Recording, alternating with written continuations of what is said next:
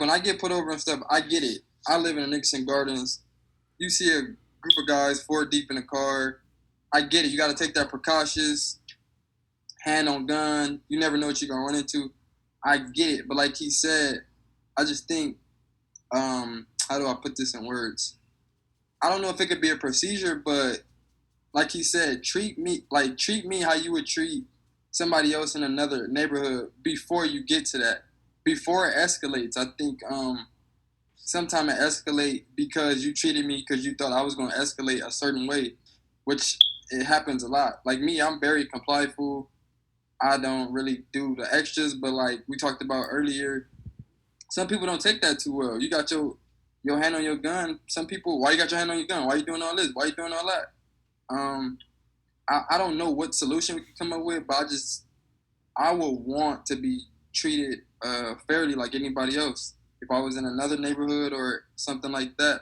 But I know for cops and to y'all defense, it's not always easy, especially when you're in a high crime area, because more than likely the people that are getting untreated fairly are in high crime areas.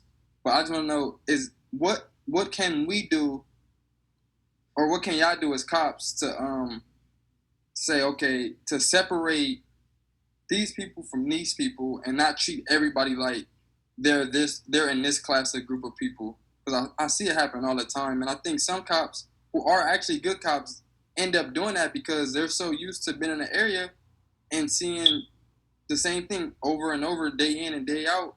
And then you run into a group of people like me and my friends. You're like, well, he looked like them, dressed like them. He got to be one of them. And then you meet us and you're like, oh, wow, I can't treat all of them like this because they're not all like this. So what are some things you think you guys can do? Because I don't think me or Richard, non-cops, can answer that question, to be honest. Because I understand it's difficult. Like Richard said, it's difficult. We not cops, so we don't understand how that works all the time. So I just would like to hear that from y'all. Scott, you want to piggyback on that, give your solutions, or? Sure. So cops are reactionary creatures.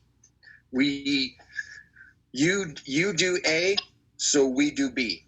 And when we see A for weeks and months and years on end, 90% of the time we're going to do B. And it just so happens that you're a C. You're doing your thing, but everybody that we've talked to in that area at that time, at that place, always does a B, and we run across a C, and it can be surprising for us. Now, I've been doing this 25 years.